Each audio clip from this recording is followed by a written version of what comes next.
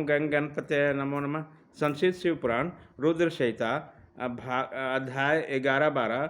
देवी के स्तवन से शिव जी को खूब सांत्वना और शिव जी ने उन्हें वर देना, मैं दानों को शिव जी के समीप पाना। सनत कुमार जी कहते हैं, महर्षि, जब ब्रह्मा विष्णु और देवताओं ने भगवान रुद्र से ऐसी प्रार्थना की तब वो शांत तथा प्रसन्न होकर एक साथ ही सबसे बोले, अच्छा सदा ऐसा ही होगा। ऐसा कहकर शंकर जी सदा देवों को दुख हरण करने वाले हैं।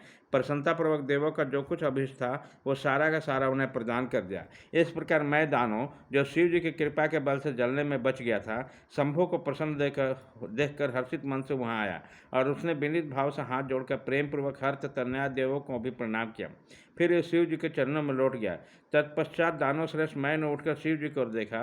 उसी समय प्रेम के कारण उसका गला भर आया और वह भक्तिपूर्वक चित्त से उसकी स्तुति करने लगा।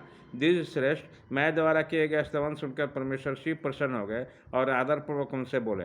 शिव जी ने कहा, दानव श्रेष्ठ मैं तुझ पर प्रसन्न हूँ, अतः तू भी वर मांग ले। इस समय जो कुछ भी तेरे मन की अभिलाषा है उसे मैं अवश्य पूर्ण करूँगा। सनत कुमार जी कहते हैं, मुने, शंभु के इस मंगलमय वचन सुनकर दानव श्रेष्ठ मैं ने अंजलि बांधकर विनम्र होकर प्रभु के चरणों में नमस्कार करके कहा, मैं बोला, देवाधिदेव महादेव, यदि आप मुझ पर प्रसन्न हो, मुझे वर पाने के अधिकारी समझते हैं, तो अपनी शाश्वती भक्ति प्रदान कीजिए।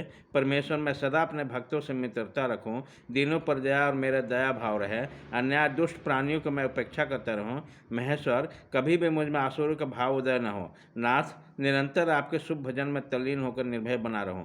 सनत कुमार जी कहते हैं, व्यास जी, शंकर जी तो सबके स्वामी तथा भक्त वत्सल हैं। मैंने जब पर इस प्रकार परमेश्वर की प्रार्थना की तब प्रसन्न होकर मैं से बोले।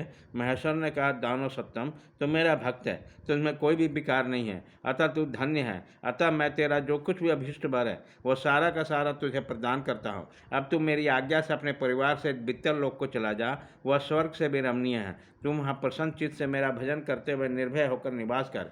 मेरी आज्ञा से कभी भी तुझ पर आसुरी भाव का प्रकट्य नहीं होगा।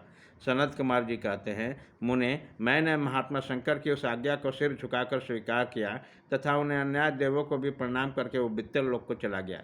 तदनंतर महादेव जी देवताओं को उस महान कार्य को पूर्ण करके देवी पार्वती अपने पुत्र तथा संपूर्ण गणों से अंतर्ध्यान हो गए। जब परिवार सहित भगवान शंकर अंतर्हित हो गए तब वो धनुष, बाण, रथ आदि सारा उपकरण भी अदृश्य हो गया। तत्पश्चात ब्रह्मा, विष्णु तथा अन्य देव, मुनि, गंधर्व, किन्नर, नाग, सर्प, अप्सरा और मनुष्यों को महान हर्ष प्राप्त हो गया। ये सभी शंकर जी के उत्तम यश का विखान करते हुए आनंद पूर्वक अपने अपने स्थान को चले गए। वहाँ पहुंचकर उन्हें परम सुख की प्राप्ति हुई। महर्षि, इस प्रकार मैंने शशि मौली शंकर जी का विशाल चरित्र, जो त्रिपुर विनाश को सूचित करने वाला तथा परमोत्कृष्ट लीला से युक्त है, सारा का सारा तुम्हें सुना दिया। अध्याय 11-12 खत्म।